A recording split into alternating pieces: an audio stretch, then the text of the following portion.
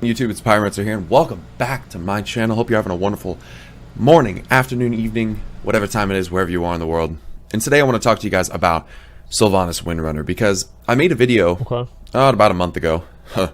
Guess that's when my last video probably was, about a month ago. Sorry about that.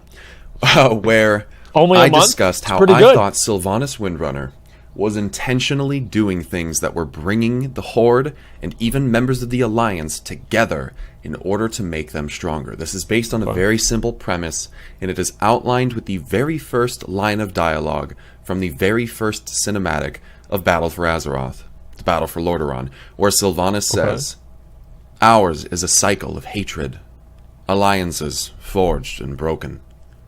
We have paid the price for sharing this world, and we have forgotten what makes us strong." And I then referenced a very important lesson that you were supposed to learn from Tong the Fixer, a panda from Pandaria. Yeah, I know, the meme expansion, right? Because yes, that's right. No one saw pandas coming, and they definitely weren't in established lore previously. But They were not. They were a literal bonus mission from Warcraft 3. There were not. It was like, there's like, okay, as Chen Stormstout is vaguely related to Rexxar. It's like, imagine having literally 3 offshoot characters that you decide, you know what? Let's make an entire fucking expansion about him. No, man, I'm not going to have it.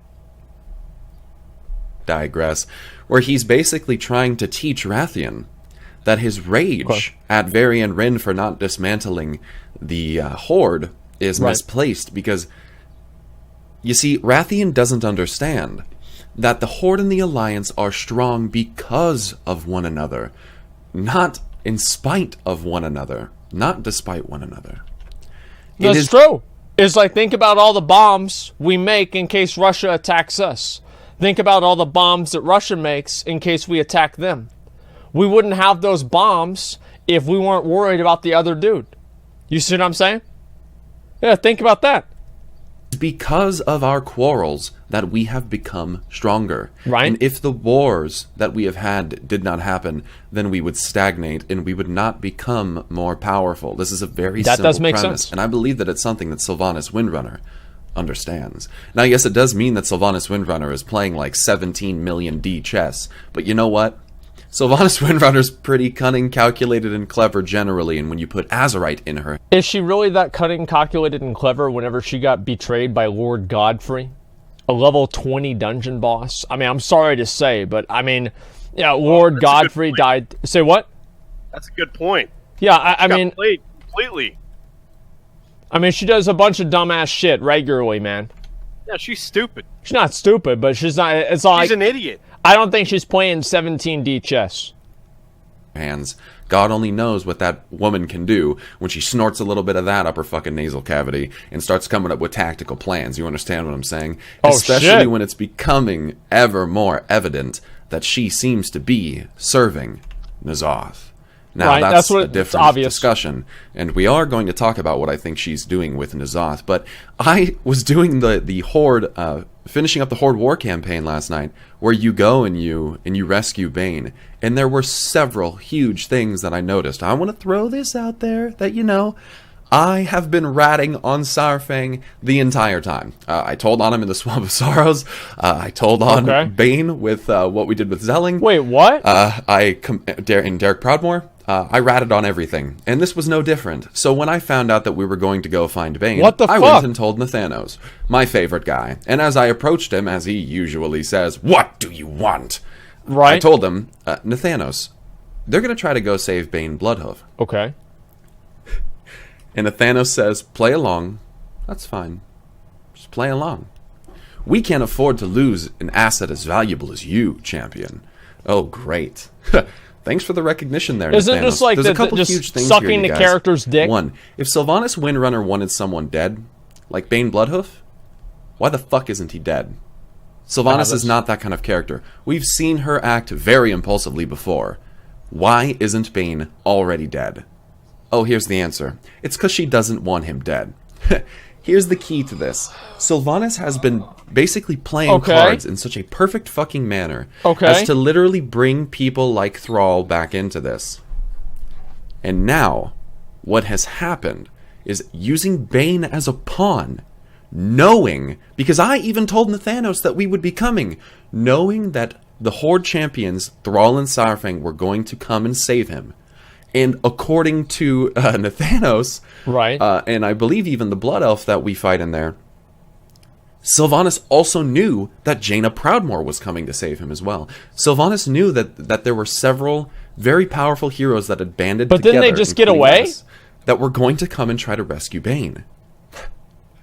Like, So we show up No, and just watch we it. save Baine. Okay.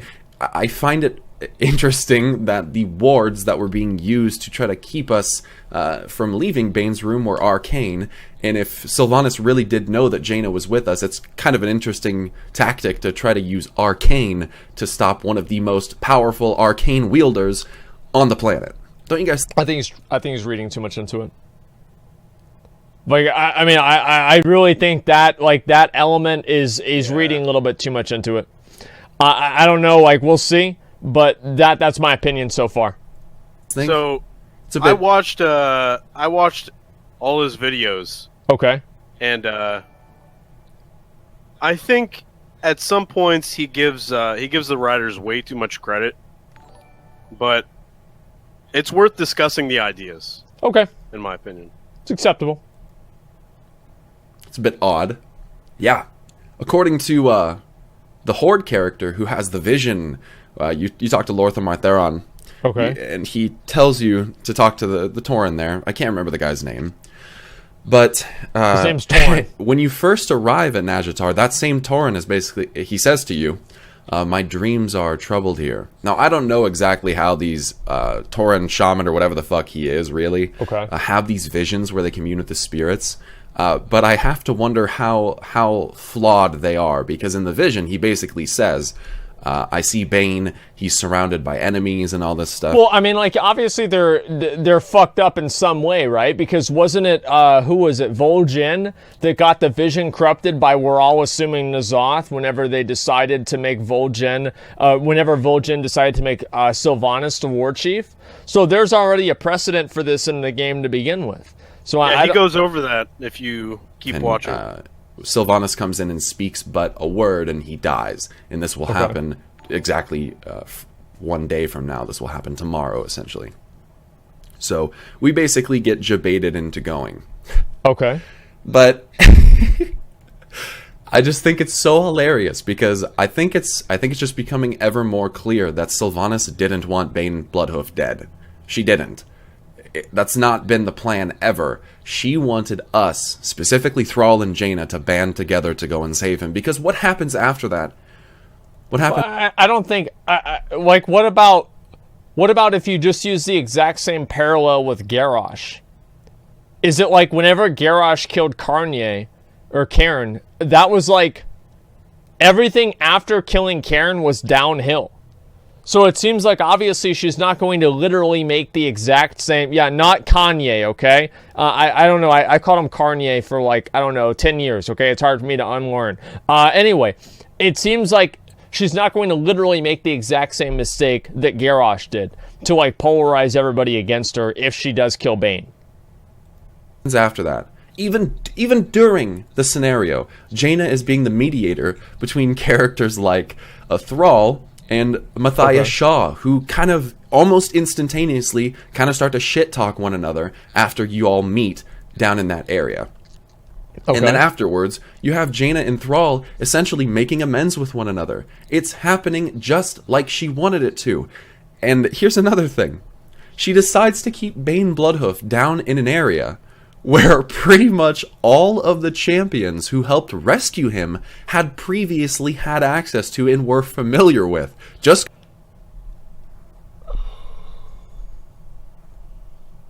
Do you know why I think that she decided to keep him in the same area? Is because Blizzard didn't want to design new assets.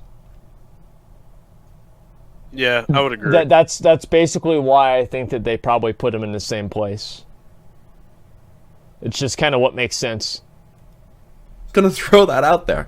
Saurfang was there for the Siege of Orgrimmar. Thrall was there for the Siege of Orgrimmar. Jaina was there for the Siege of Orgrimmar. Okay. Almost everyone present that helped to save Baine has previously interacted with that underbelly kind of area that we went in there to save him from. Okay. And you know the most fucking hilarious thing, the thing that really kind of proves it and draws it all together, is that Yeah, there's another one. Everyone's been to the stockades. Why did they keep Saurfang there?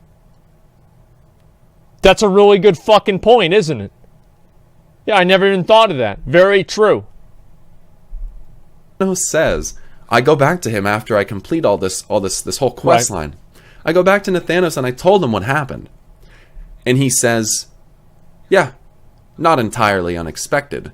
Sylvanas essentially, this is paraphrased, but he basically says Sylvanas knew that we were going to escape. Sylvanas had planned for that.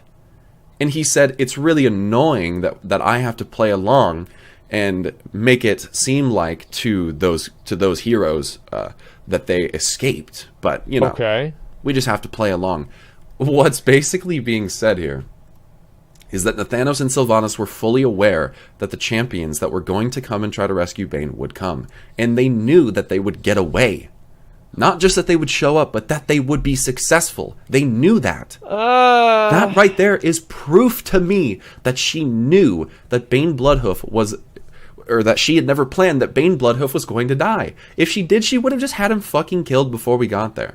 Sylvanas is not the kind of character that would pussyfoot around, essentially. She would make sure the job was done. And if Baine Bloodhoof was meant to die, he would be dead. I mean, that is maybe true, because you think about the tree, right? I mean, she burned that right the fuck down. I mean, Sylvanas does, she does some crazy-ass shit. That's definitely a fact.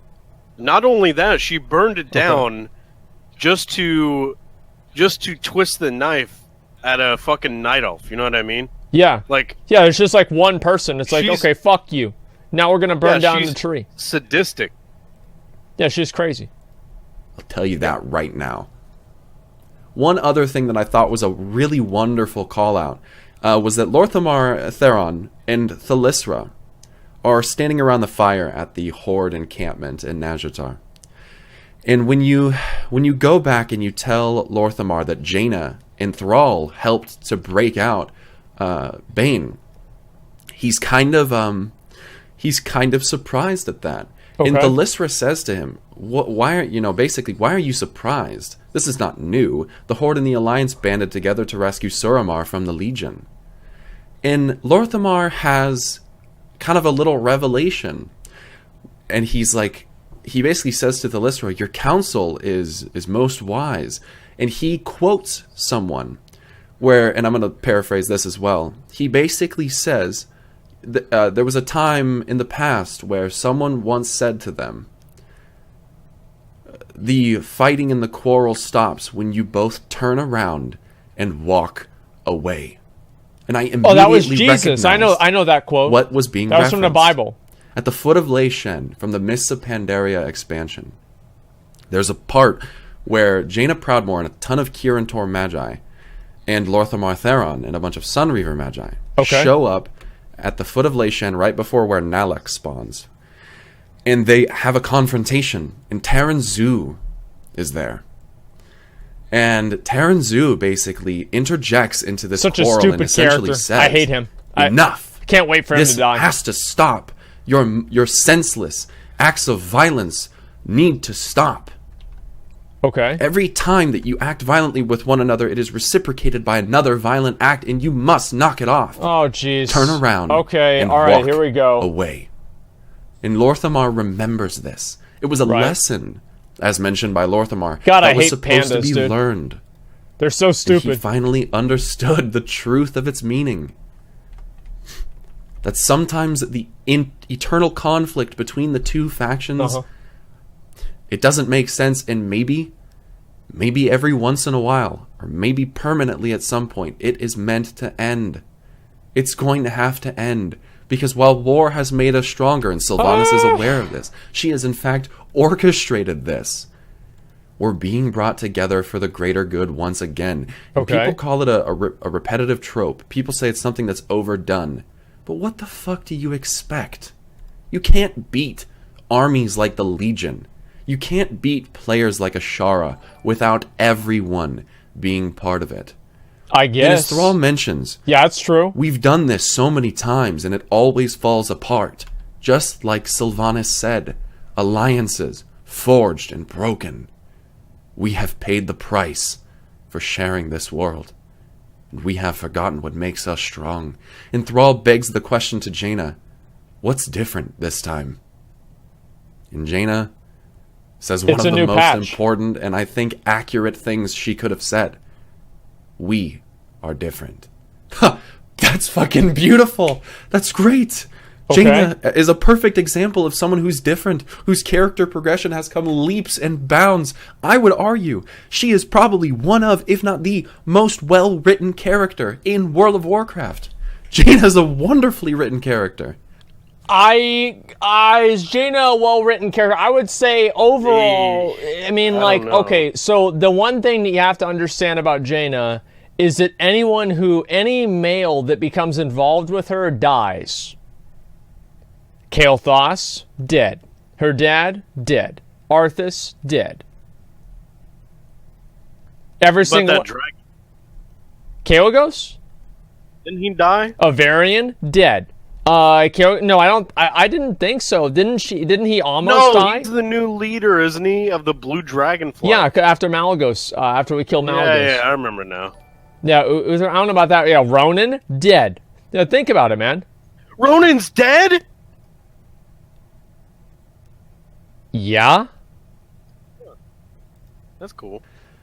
Yeah. Thank you, Christy Golden, for that one. Okay. But I digress. Sylvanas is doing it on purpose. She is far too clever and far too beloved a character for Okay. Blizzard to do her the way in which people have thought it would be done the entire time. And here's an honest I mean, what happened to Ner'zhul? He literally died in a 5-man dungeon. Okay, what happened to what happened to Sargeras? We didn't even but hold talk on. to him. That doesn't count because that was WoD. I mean, that's like... If you take anything that happened in WoD seriously, you're going to have a bad time. Yeah. You know what I mean? No, I get that. I agree with you. But it's still there. I mean, I don't know what else to say besides it's still there. here's an honest opinion. Okay. A lot of the story of WoW, I would honestly go as far as to say almost the majority of the story is not in the game. It's in books like Before the Storm, which most of the player base has not read. Yeah, it's terrible. It's in books like Chronicle, which most of the player base has not read. Right. It's in short stories and comics and audio dramas that most players don't read. Yeah, Because people it's don't give a extraneous. shit. It's on the side. It's not in your face. And the way that Blizzard has been presenting and It's a representing Sylvanas in the game as of late has been very poorly executed, if you ask me. And That's exactly what they did with Garrosh. Is like apparently in the books, Garrosh was much more reasonable, right? And like you could understand what he was coming into, right? And even in like the actual like the WoD cinematic, right? You look at the WoD cinematic, and Garrosh is basically Orc Thanos. And you look at the in-game cinematics for like the Siege of Orgrimmar, and Garrosh is basically like a 5th grade bully. They just completely dumbed down his personality. It was awful.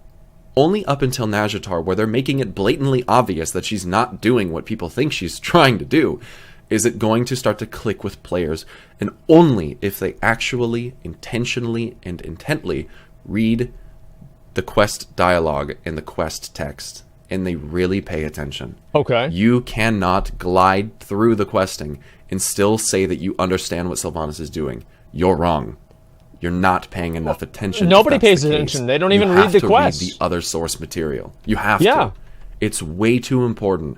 It is way too important. And in WoW, it always has been. If you're not reading the books, you don't know as much about the lore as you think that you do. No offense, but that's just... Well, that's fine.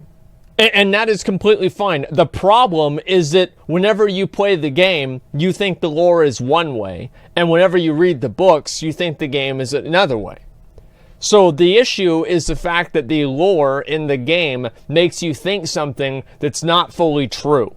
So if the lore in the game and the lore in the books was basically, the lore in the game was just a smaller version of that, then it would be okay. But the problem is that it misleads you in the game, whereas the books fully explain the story.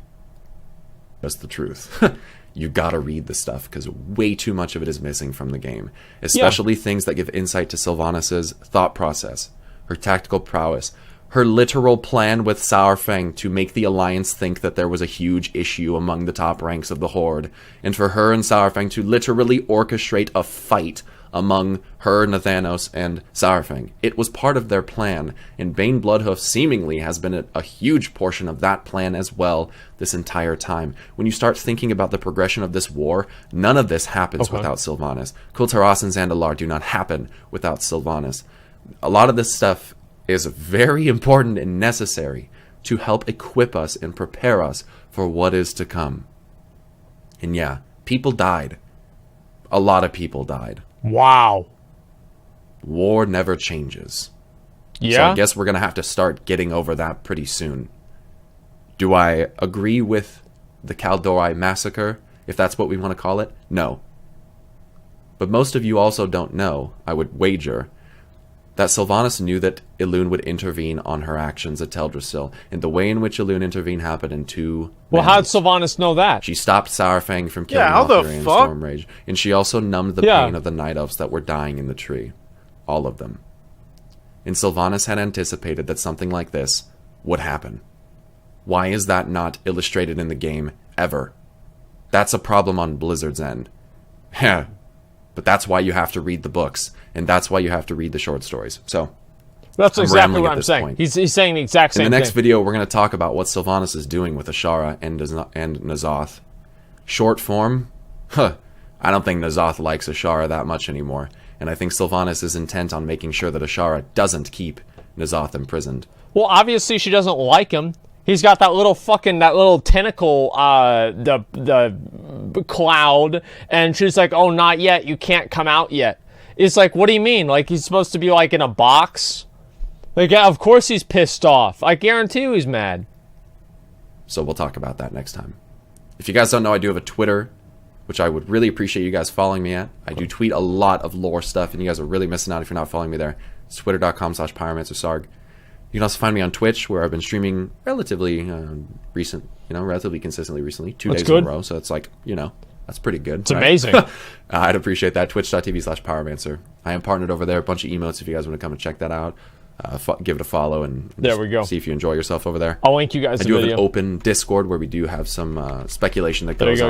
Yeah, there. 2 whole days in a that's row. it, you guys. And then, of course, YouTube. If you guys don't know...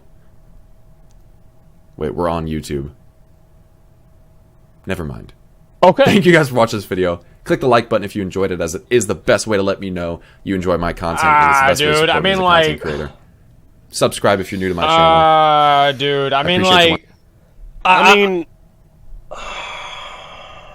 he's obviously we've got a Sylvanas fanboy on our hands here, but the ideas that he's bringing up are interesting to discuss. I think you're gonna have to watch the other video that he made, but I don't know. He draws a lot of conclusions from little details that I don't think the writer is meant to intentionally meant to do. It's like in English class, whenever somebody talks about going over a bridge and the teacher somehow thinks it's a metaphor for World War II. It's like, man, maybe it's just somebody going over a bridge, Yeah. and they fucking, microanalyze every single element to a fucking thing that's like some kind of a gigantic war that happened 1,000 years ago. Maybe... it's like, did you ever ask the author, were they actually trying to make this correlation? Probably fucking not. And that always annoyed the fuck out of me back in school, because I knew for a fact, I'm like, man, this book is dumb as fuck. There's no way he thought of that. And it was just, it's like World War II was meant. Here's the thing, right? Is that there's a lot of examples of people doing something unintentionally and it working out. Here's an example of that. Classic WoW. Like, Kevin Jordan has talked about this a lot, that a lot of things in Classic WoW were pretty much an accident. Oh, wow, this accidentally worked. And that's great, but at the same time, you know, you've got to keep in mind that it wasn't an intentional thing. Well, hold on. To be fair, that when Kevin Jordan says shit like that, he's mostly referring to gameplay mechanics or emergent fucking gameplay, right? He's not referring to the story. That's a different thing.